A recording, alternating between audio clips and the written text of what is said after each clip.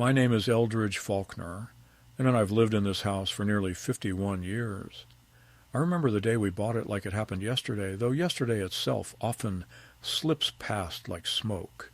It was a gray, windswept afternoon in March of 1974 when my wife, Lorraine, stepped through the front door in her powder blue wool coat, turned toward me with those shy, eager eyes, and whispered, "This is the one." We hadn't even seen the upstairs yet. We hadn't checked the plumbing or measured the distance from her job at the library or my office in the insurance firm downtown. But it didn't matter. She was the kind of woman who could stand in a place and feel its soul like a pulse underfoot. I had enough sense to trust her judgment, and we signed the papers within the week. This house became our everything. We raised our only daughter, Juliana, under this roof. We celebrated promotions and birthdays and Lorraine's mother's funeral with the same coffee pot. We refinished the floors twice, replaced the windows once, and argued in the upstairs hallway when our daughter stayed out too late and we didn't know if it was rebellion or recklessness or both. Lorraine died in the northeast bedroom, the one with the slanted ceiling and the view of the maple tree that blooms crimson each October, the same room where Juliana first learned to read. Lorraine spent the last 6 months of her life in that room, and I took a leave from the firm to care for her after the doctors said the cancer had spread to her spine and there was nothing left to do but make her comfortable. That phrase, so clinical, so detached, became the solemn rhythm of our days, managing pain, warming soup, adjusting pillows, trying to smile when the weight of grief already had its hand on my shoulder. During that time, Juliana visited only once for 2 hours, just long enough to say the room felt too heavy, and she couldn't stay overnight because of an early flight to Austin for a business convention. She was working as a project manager for a tech startup and had recently gotten engaged to a man I'd only seen in pictures, a man who wore loafers with no socks and used phrases like "circle back" in emails. After Lorraine passed, I stayed in the house. People asked me if I'd considered moving into a smaller place, into one of those so-called retirement condos with weekly wine tastings and shuttle buses to the grocery store. I always smiled and told them the same thing. I already live with ghosts I love. Why would I trade them for strangers? The house felt too quiet at first, too hollowed out by absence, but I filled the spaces with rituals. I kept Lorraine's morning routine alive even when it made me cry. Every day at 7 a.m. I make coffee the way she did, French press, dark roast, a dash of cinnamon in the grounds, 2 drops of almond extract in the pot.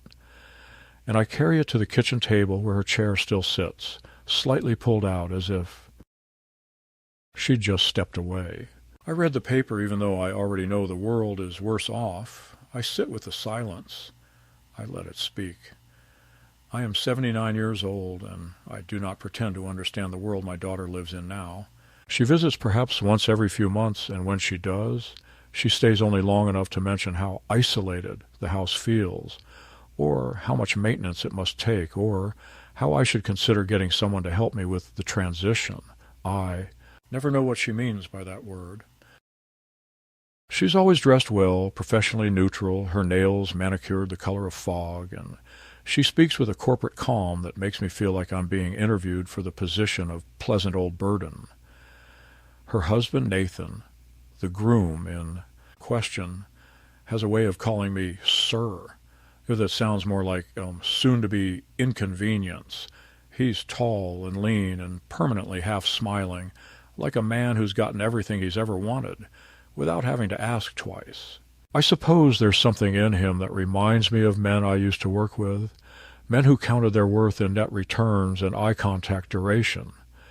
He never liked the fact that I still owned the house outright. I could see it in the way he'd glance around the living room like an appraiser every time they visited. Once 2 years ago, he asked me whether I had considered putting the house into a family trust for simplicity, and I smiled and told him, no, I'd rather keep things simple by keeping things mine. Lorraine and I paid off the mortgage 20 years ago. It was our legacy, our anchor, our shelter in every sense of the word. When Nathan and Juliana got married, they insisted on having the wedding in my backyard. It'll be meaningful, Juliana said, and more intimate than some rented venue. I agreed, because I wanted to believe it would bring us closer. I had my doubts. Nathan had never shown much warmth toward me, and Juliana, though polite, had grown colder since meeting him. But I told myself it was just my imagination. I trimmed the hedges. I power washed the deck. I even had the porch swing repainted in Lorraine's favorite color, sea glass green. The wedding was beautiful, as weddings often are when seen from the distance of detachment. There were white lanterns, jazz quartets, artisan cupcakes. Everyone was smiling, but not really looking at each other. I wore the same navy suit I had on when Lorraine and I renewed our vows for our 40th anniversary. It felt tighter, and the tie didn't quite match the boutonniere, but no one noticed. Or maybe they did, and just decided I didn't matter enough to mention it.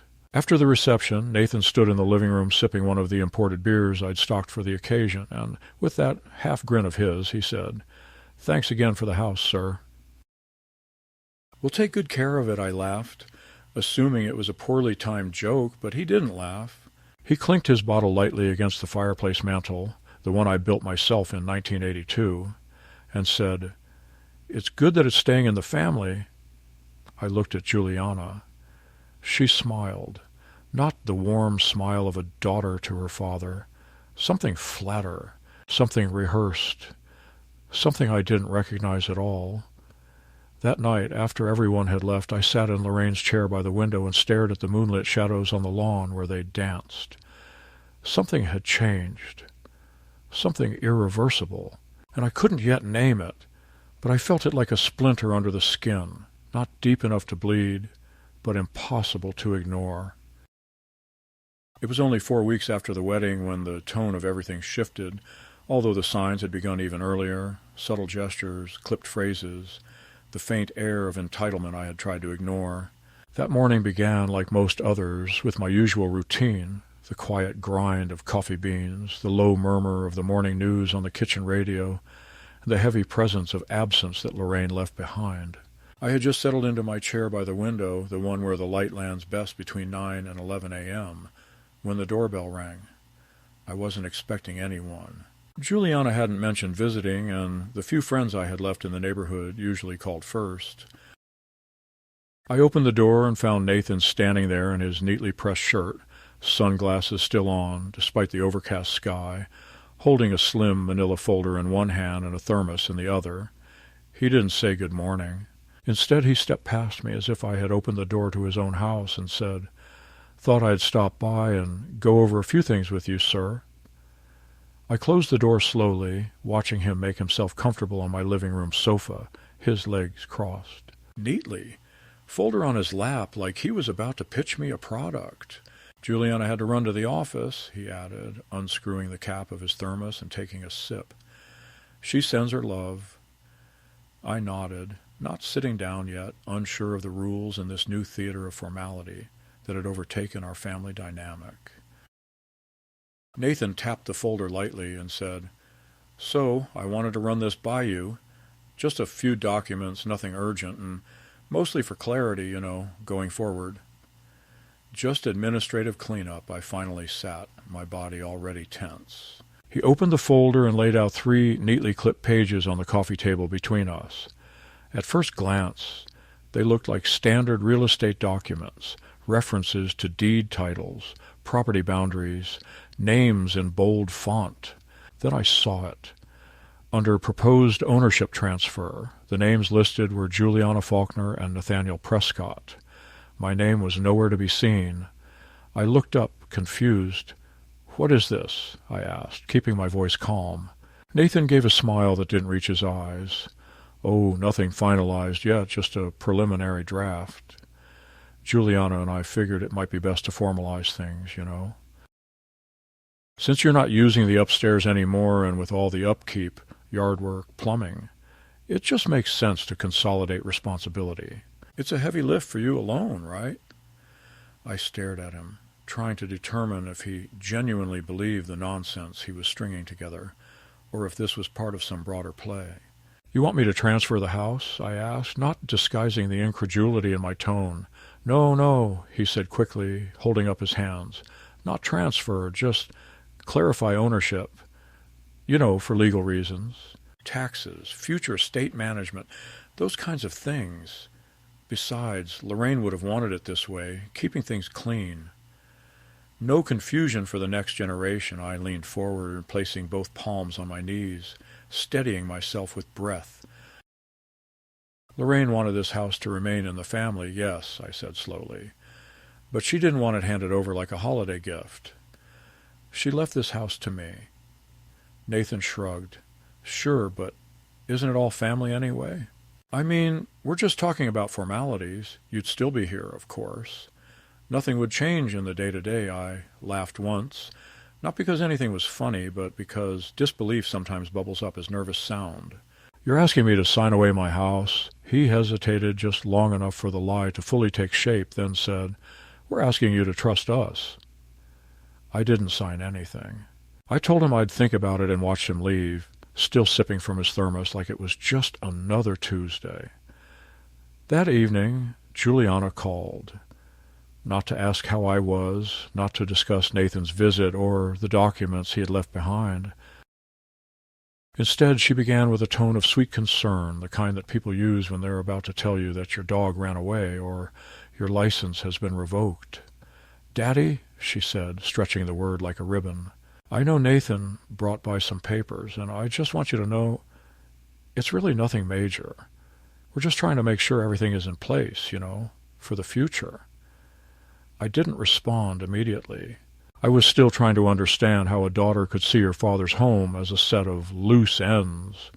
She went on. "You know how things are these days. Probate law is so messy, and we just want to avoid that for your sake. If something happened, God forbid, and the house wasn't sorted legally, it could take years to resolve."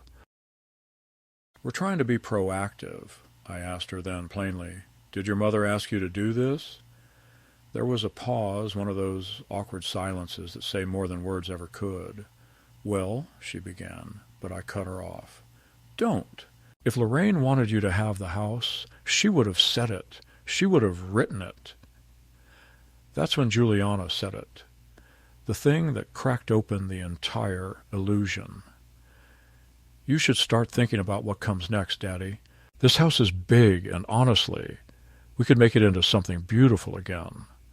A real family home. You could move into one of those new places with medical staff on site, more comfort, less hassle. It would be better for everyone." The words, "better for everyone," echoed in my chest like a slammed door. I suddenly understood what they meant. I was being phased out. They wanted me out, quietly and without resistance, under the guise of care, of logistics, of well-meaning plans for the future. What made it worse was the efficiency of it all, how prepared they were, how practiced the lines sounded, how confident they must have been that I would simply say yes. But I didn't. I told her I would not be signing anything. Not now. Not ever. I could hear her disappointment crystallize on the line like frost. She didn't yell or protest. That wasn't her way. She simply said, "I thought you'd be more reasonable," and hung up. I sat there in the dim light of my living room, Lorraine's favorite reading lamp casting its usual golden hue, and I felt something settle in me. Not quite rage, not even grief. Something colder, something I hadn't felt since the war. A sense that I was not among allies anymore, not even among family, but among tacticians and strategists, people who measured affection and assets and saw time spent with the elderly as a negotiation. The next morning I noticed something peculiar. A stack of mail had been rearranged on my hallway table. I always keep it in chronological order, oldest on top, newest at the bottom, but now it was reversed, and one envelope, a statement from my bank where we went into, had a faint crease as if it had been opened and resealed. I never showed it to anyone. The thought chilled me. Had Juliana or Nathan come by while I was out? Had they taken a key when I wasn't looking? I changed the locks the same day, using the emergency number of a local locksmith who still recognized my name. "Didn't your wife do story time at the library, huh?" he asked while tightening the deadbolt. "She did," I said. "She made a lot of kids happy." He nodded. "Good woman." A lot of class, I watched the lock slide into place, and I realized I was preparing not just the house, but myself, for something more. This wasn't over. It hadn't even begun. The silence that followed was more telling than any argument could have been. Days passed without a call, without an email, without even a piece of junk mail misaddressed to my name that I could pretend was from Juliana. I spent those days in a state I can only describe as suspended vigilance. Not yet a crisis, but a tightening in the chest, a premonition of something sliding into place behind my back while I looked elsewhere. I kept my days structured as Lorraine would have wanted. I went to the market twice a week, always bringing exact change. I trimmed the hedges myself, even though the arthritis in my knees punished me for days afterward. I watched old war documentaries on public television and pretended to learn something new, though mostly I was just chasing the comfort of a familiar narrator's voice.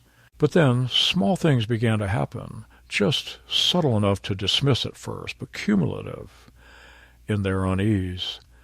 One afternoon I returned from the grocery store to find the garage door open, though I distinctly remembered closing it. I walked in slowly, keys clenched in my fist like a child's idea of a weapon, and found nothing missing, nothing out of place except for one detail. The old trunk Lorraine and I had used for Christmas decorations had been unlatched. It was a small, specific, strange, huge detail. I closed it and made a mental note to check the locks. The next morning there was a moving truck idling at the curb. I stepped onto the porch and saw Juliana standing beside it, clipboard in hand, wearing oversized sunglasses and speaking briskly into her phone. Nathan was directing two movers who were unloading boxes marked dining room and the office. I didn't move. I didn't wave. I waited until she noticed me, which took nearly 2 minutes. "Daddy," she said brightly, too brightly, walking up the steps without asking if she could. "I didn't want to bother you ahead of time. You've been under so much stress lately. We're just moving a few things into the guest room for now, just until we finalize some things." I asked her what things she was referring to. She didn't answer directly. Instead, she gestured at the truck like it was self-explanatory and added, "We're between places for a bit. The lease on our apartment ended sooner than expected, and the new one isn't ready yet. This is just temporary. We figured you wouldn't mind. You've got the space." I stood there, heart pounding, mouth dry, watching as two strangers carried in boxes I had not invited, with labels I had not approved, into rooms that still smelled like my wife's lavender sachets. When I didn't answer, Nathan walked past me with a heavy printer in his arms and muttered, "Relax, sir. We'll be gone before you even notice we were here." I wanted to shout, to demand they stop, to tell them no, but I didn't. I told myself I was being paranoid, that maybe they were telling the truth, that maybe I'd misjudged them, and perhaps a little inconvenience would buy me some peace, some return to normalcy. That night, I couldn't sleep. I heard them laughing from the upstairs hallway, where they'd already claimed the guest bedroom as their own. I heard the faint hum of Nathan's Bluetooth speaker playing something electronic and insufferable. The next morning, my coffee tasted off. I checked the grounds. Someone had used the last of Lorraine's special blend and replaced it with a supermarket brand that smelled like burnt earth. In the kitchen drawer, my utensils had been rearranged. The spoon I used for coffee had vanished. I opened the fridge and found it stocked with protein drinks and expensive yogurts I had never seen, crowding out my modest items. I didn't say anything. I told myself this would pass. 2 days later, Juliana called a locksmith. I came home from a walk and found the man on a ladder installing a smart lock on the front door. "Excuse me?" I said, and the man jumped, nearly dropping his drill. "Ma'am said you were okay with it," he stammered. I looked at Juliana, who emerged from the living room holding her phone. "Daddy, we just thought it would be safer for everyone." These new locks are great, and Nathan can control them remotely. "You won't have to worry about losing your key anymore," I told her quite clearly. that I didn't agree to this. Her face twisted slightly, not quite a scowl, more a brief collapse of her friendly mask. "You didn't say no either," she said. "Besides, you've been forgetting things lately. Last week you left the garage door open. We're just trying to help." That night I slept with the door to my bedroom locked. The next morning I tried to call the bank. I couldn't remember the password to my online account. It had been changed. I called customer service. After 15 minutes and 3 transfers, they told me the account had recently been accessed and the login credentials updated. I asked by whom. They told me someone listed as an authorized user, Juliana. I hung up without saying goodbye. Later that week, my landline rang. It was Dr. Havers, my general practitioner of 20 years. He sounded uneasy. "Eldridge," he said, "your daughter called to schedule a cognitive assessment for you. She says there have been concerns about memory lapses, confusion. Are you all right?" I nearly dropped the phone. I asked him who gave her the authority. He said she claimed it was a necessary precaution and that I had agreed to it in principle. I told him I had done no such thing. He apologized profusely, said he wouldn't proceed without my direct consent, and hung up. I sat in the chair beside Lorraine's old sewing table for almost an hour afterward, staring at nothing, trying to make sense of the escalation, the sheer gall of it all. They weren't just testing boundaries anymore. They were redrawing the lines entirely. Juliana had taken over my house, my locks, my bank, and now she wanted my mind, the last piece she needed to justify everything else. And still, I said nothing. I let them stay. I let them continue their charade, not because I was weak, not because I didn't care, but because I needed time. I needed to understand how far they were willing to go. That weekend, Nathan hosted a dinner in the house, without asking. He invited colleagues, friends, people I had never met, and set up an outdoor table with catered food, hired waitstaff, and string lights strung across the yard like it was a wedding all over again. When I came downstairs in my bathrobe at 6 p.m., the living room had been rearranged, the furniture pushed aside, my books stacked into boxes. "Just making space," he said. "You don't mind, do you? We figured you'd be upstairs anyway." I didn't go upstairs. I went outside. I stood by the oak tree Lorraine had planted when Juliana turned 5. I watched strangers drink expensive wine on my porch. I watched Nathan laugh too loudly, touch Juliana's waist too possessively, act too confidently for a man who had never earned anything that couldn't be leveraged or inherited. I watched my life being swallowed in real time, every inch of this house turned into a stage for someone else's show, and still I waited. I waited because I knew something they didn't, something they'd forgotten in their haste to erase me.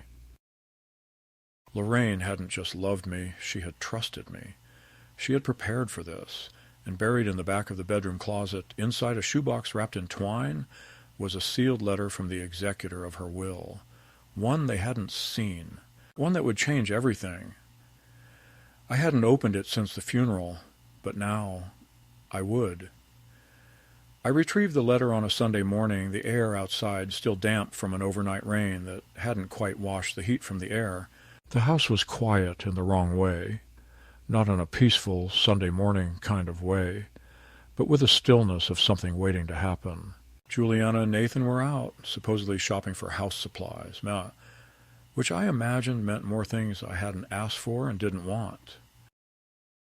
I made myself a cup of coffee, my blend, the last of it, which I had hidden behind a stack of outdated soup cans, and I sat at the dining room table with the letter in front of me. It was the executor's seal that stopped me from opening it for all these months, that and the fear that perhaps Lorraine had changed her mind in the end, that perhaps she had left the house to Juliana after all, hoping it would bring the family together. That kind of betrayal would have broken me. But as I slit the envelope open with the same letter opener Lorraine had used for decades, my hands trembled not from fear, but from rage held too long under the surface. The letter was dated 3 days before her passing. Her handwriting was neat, deliberate, and I could hear her voice in every curve of the letters. She had written explicitly, with no ambiguity, "To my beloved husband Eldridge, I leave the house at 1127 Crescent Lane, all furnishings within, all financial accounts in my name or joint account, and any personal effects I possessed. I do this not to exclude our daughter, but because I trust you to do what is right. You have always been the soul of our home." That last sentence cracked something in me, something I didn't even know was holding back tears. For months I had been second-guessing myself, letting them erode my confidence, letting them make me feel like I was senile, incapable, in the way. But Lorraine hadn't doubted me, not for 1 second. She knew what they would try to do, and she had drawn a line in ink and in love. She had trusted me to carry the weight of dignity for both of us. I placed the letter back in the envelope and slipped it into the inside pocket of my jacket. Not the house jacket I wore for gardening, but the one I wore to weddings and funerals and life-changing moments. I wore it the rest of the day without taking it off. That evening they returned with bags in hand, chattering about curtain rods and smart thermostats and something called aesthetic cohesion. I stood in the kitchen doorway and watched them. They moved through my house like they'd already replaced me. When they noticed me, Nathan raised his eyebrows. "Everything okay, sir?" "You look a little dressed up." I told them we needed to talk. "Not tomorrow, not after dinner. Now." Juliana sighed, already annoyed, like I was dragging them into a conference call they hadn't scheduled. We sat in the living room, or what used to be my living room, now adorned with minimalist decor that looked like it belonged in a furniture catalog. I didn't sit in my usual chair. I stood, holding the letter in my hand like a sermon. I read it aloud, slowly, deliberately, letting each word land with the full weight of its truth. They didn't interrupt. Not at first. When I finished, there was a pause. Just a moment of silence before the scrambling began. Juliana stood up first, her face red, her words tumbling over each other in their panic. "But, Daddy, that doesn't mean you have to be alone. You don't have to. We were just trying to help." Nathan was quieter. He studied me like a man reading the fine print of a contract he thought he already understood. "So what now?" he asked. "You kick us out? After everything we've done?" That's when it became clear. They weren't just surprised. They were cornered. They had planned something bigger, something final. I remembered the smart lock, the doctor's call, the banking password reset, the open garage, the way they spoke about the house as if I were already gone. They had been building a case, or worse, a future without me in it, not just metaphorically. I looked at Juliana then, and for the first time in my life I saw her not as a daughter, but as someone who had made a choice. A deliberate, sustained choice to place ambition above loyalty, control above compassion, and inheritance above blood. "You tried to erase me," I said, my voice low, steady. "You tried to take what wasn't yours, and you did it with smiles and soft voices and legal jargon like I couldn't see through it. But your mother saw through it. And now, so do I."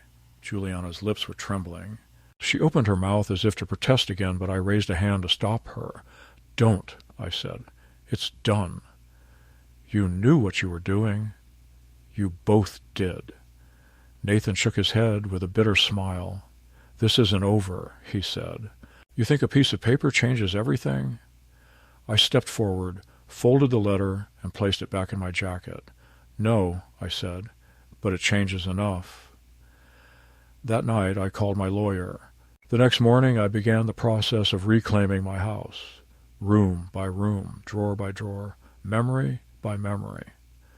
I wasn't going to let it slip away, not now, not when I finally remembered who I was.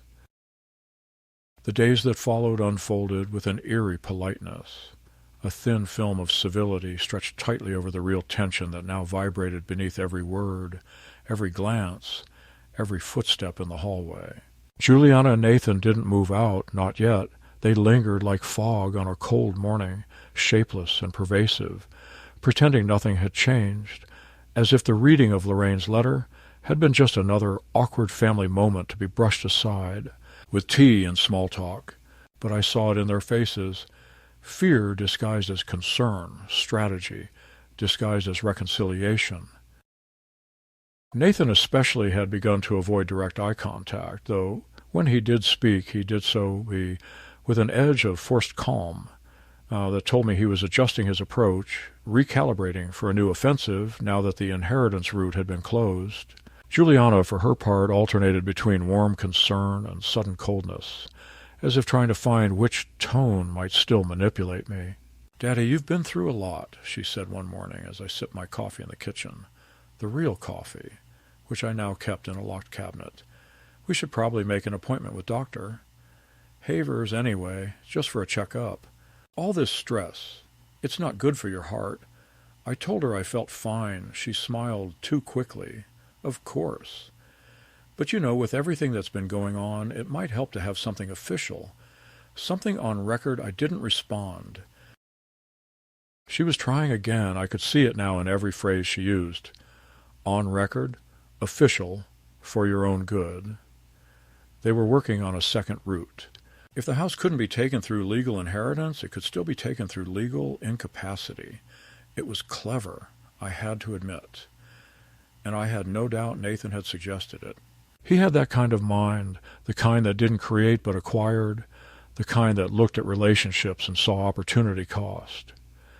That same day, I received an unexpected visit from a woman named Paige. She introduced herself as a home health advisor, said she was sent by my primary care proxy, which she claimed was Juliana. She carried a clipboard and a patronizing smile, and before I could ask who gave her my address, she was already inspecting my kitchen counters for fall risks and checking the expiration dates on my medication bottles. I told her to leave. She acted surprised, as if my resistance confirmed her suspicions. "Sometimes cognitive decline presents as hostility," she said, writing it down in her notes without breaking eye contact. I escorted her to the door, slowly, with as much grace as I could muster, then called my lawyer. His advice was immediate: secure your medical records, notify your doctor, and revoke any proxy authorizations. We did all three within 48 hours. I replaced the phones. I changed the email passwords. I created backups of every document Lorraine and I had ever signed. I called Dr. Havers and asked for copies of every medical exam I had passed in the last 5 years. He hesitated, clearly uncomfortable. "Eldridge," he said gently, "I just want to be sure, are you feeling safe at home?" That word again. Safe.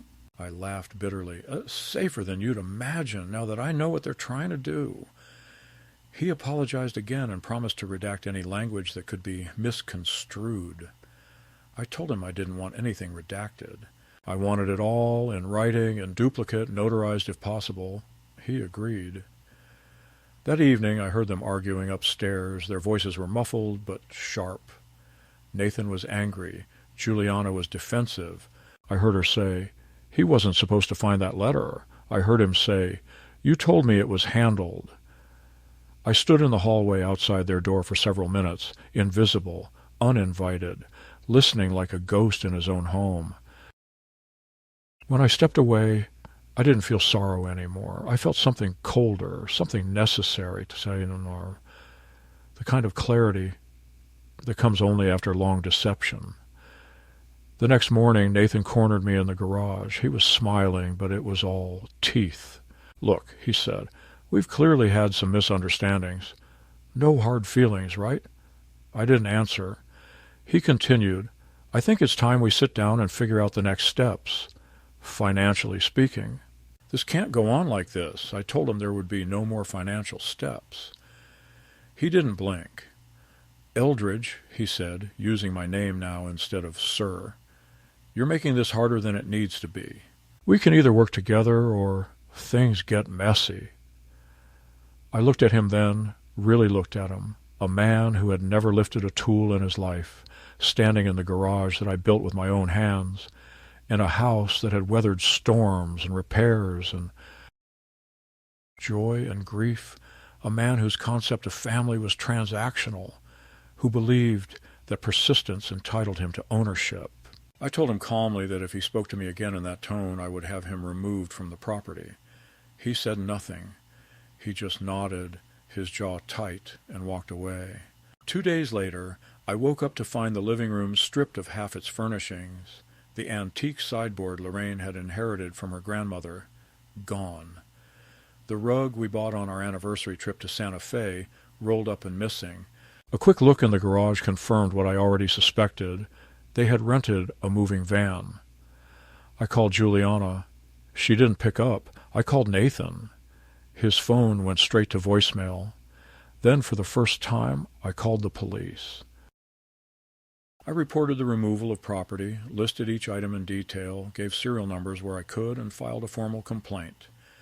The officer who came was young, respectful, but unsure. "This is a family matter, sir," he said. "You sure you want to escalate it?"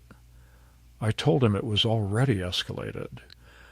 I showed him Lorraine's letter. I showed him the deed with my name as sole owner. He took photos. He made copies. He promised to follow up.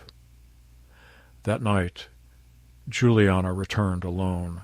She was crying, not sobbing, but the controlled, polished crying of someone used to getting sympathy. "Daddy, I'm sorry," she said. "Nathan, he's just under a lot of pressure. I didn't want it to go this far. I asked her where the sideboard was. She said it was in storage. I asked her whose name was on the lease."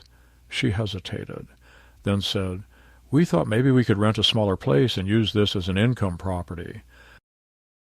"You know, something more efficient." I looked at her, my daughter, the same girl who used to sit in my lap while I read her chapters from The Wind and the Willows, the girl who used to leave drawings on my desk, who used to hug Lorraine so hard she'd lose her balance. "You wanted to rent out my house," I said flatly, while I was still living in it. She didn't answer. I told her she had 48 hours to leave. She tried to argue. She tried to cry again. I didn't move. I didn't shout. I just looked at her with the full weight of what she had become, and I watched the mask fall away, just briefly, revealing the hard edge beneath. She left. Nathan returned the next day to collect the rest of their things. He didn't speak to me. He didn't look at me. He just moved quickly, like a man vacating a crime scene.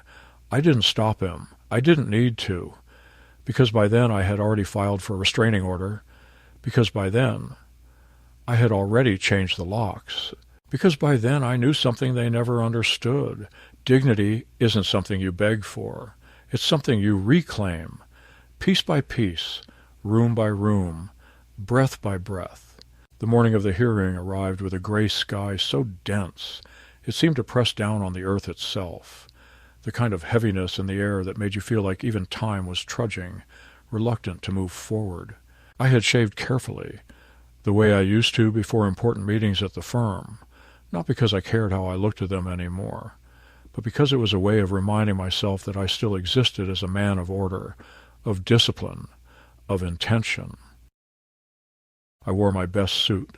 The dark one Lorraine always said made me look like I still had secrets worth keeping, and I tucked her executor's letter into the inside pocket, where it had lived for weeks now, a quiet flame of truth against my chest. The courthouse wasn't far, but the cab ride felt longer than it was, not because of distance, but because of everything that had passed since the last time I left my house, without wondering what would be missing when I returned. I walked through the metal detector like a man entering a foreign country, greeted by laminated signs and the quiet shuffle of other lives in limbo, and when I finally saw them, Juliana and Nathan sitting on a bench outside the hearing room, she in a beige coat too thin for the weather, and he in a blazer that looked like it had been chosen more for appearances than fit. Something inside me settled, not with peace, but with readiness. They both stood when they saw me. Juliana gave a small wave, tentative, and Nathan, ever the performer, extended a hand which I ignored.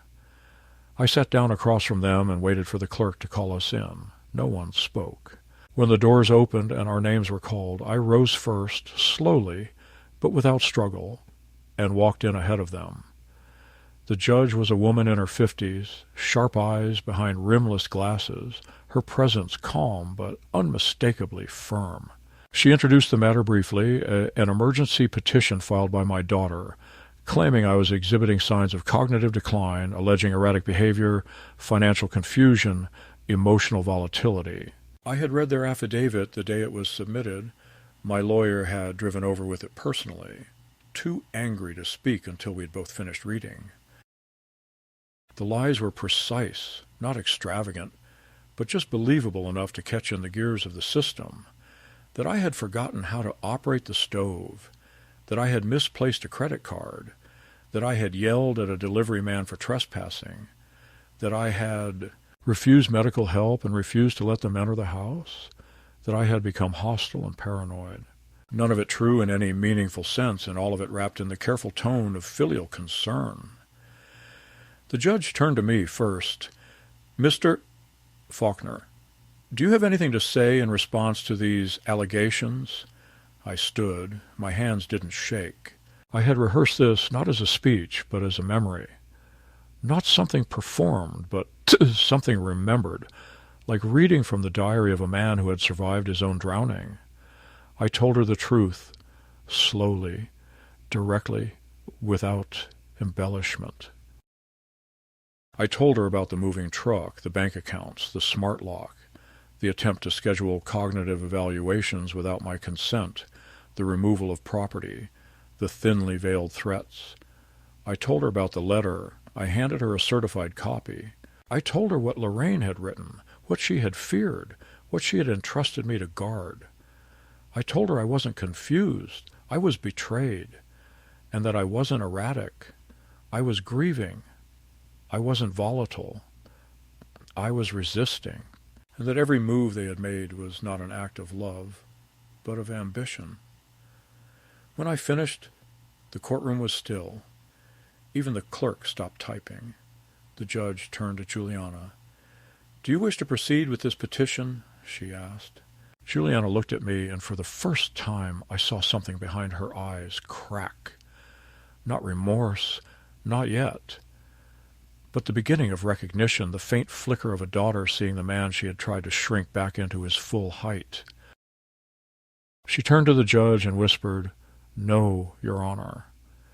The judge nodded once and dismissed the case. It was over in less than 40 minutes, but it felt like the weight of 40 years had been lifted from my chest. Outside the courtroom, Nathan tried one last time. He followed me down the marble steps, keeping pace beside me like a shadow, desperate not to be left behind. "Look," he said, "we got off on the wrong foot. None of this had to go this way. You know that I stopped, turned to him. 'You're right,' I said. 'None of it had to go this way, but you chose this. You underestimated the wrong man, and you thought love was a weakness.' He opened his mouth, but I didn't let him speak. 'Don't come back to my house. Don't contact me. Don't even send a letter.' He hesitated, then turned and walked away without another word. I didn't watch him go. I turned in the opposite direction and walked toward the street, the wind cutting clean across my face, sharp but bracing, like a cold baptism. When I returned home, I stood in the foyer for a long time. The silence was different now, not empty, but earned. I took off my coat and hung it on the hook Lorraine had insisted on mounting too low, back when we first moved in, and she said it made the house feel less like a museum. I poured myself a cup of coffee. I opened the back door and let the air move through the rooms without resistance, and then, for the first time in what felt like years, I sat down not with fear, not with a plan, but with a quiet sense of victory, not the kind that needs witnesses. Not the kind that begs for recognition, but the kind that says, I am still here, and I remember everything.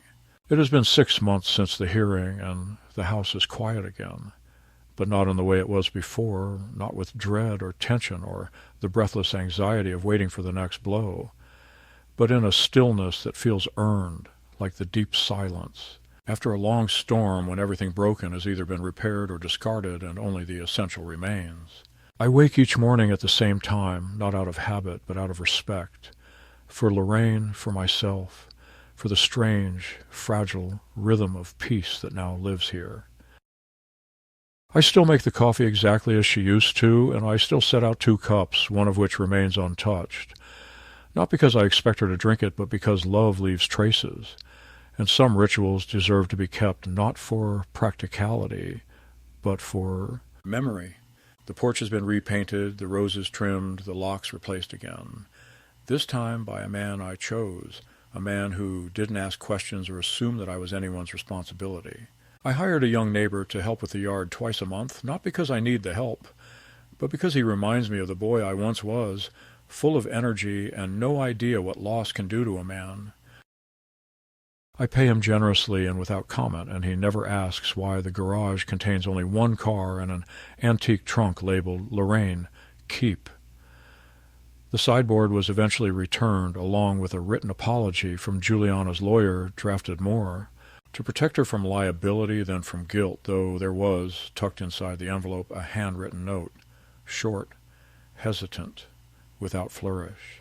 "I don't know how to make this right," she wrote, "but I know now that I was wrong. I hope someday you'll let me try." I haven't responded. Not out of vengeance, but because I've learned some wounds don't require confrontation to heal. They require stillness and time and the quiet dignity of not having to explain why you protected what was yours. I see her sometimes from afar, yea, once at the pharmacy, once driving past the church Lorraine used to sing at, and I feel neither anger nor warmth, only a deep and solemn understanding that we are no longer the people we once were, that she crossed a line not with one decision, but with a dozen small, deliberate choices made in the shadow of comfort and control. That kind of fracture doesn't mend with apologies. It mends, if ever, with silence and the slow return of humility.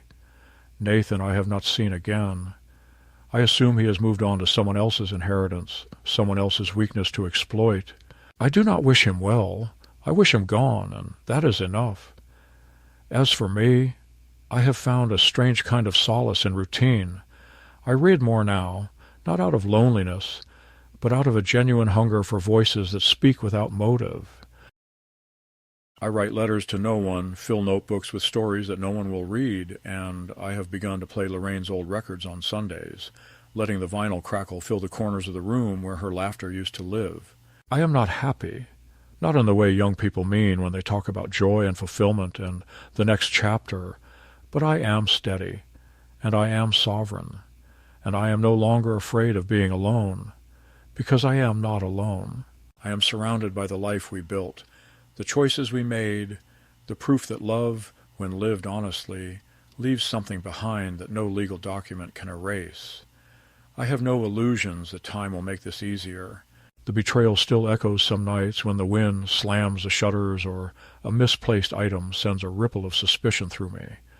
But I have learned to breathe through it, to sit with it, and to let it pass like a train I no longer need to board. My name is Eldridge Faulkner. I am 80 years old next spring. I live in the house my wife and I made into a home. I am the only one on the deed, and though I have lost many things, trust, comfort, a certain kind of hope, I have not lost myself. I am still here, and they are not. And that, at last, is enough.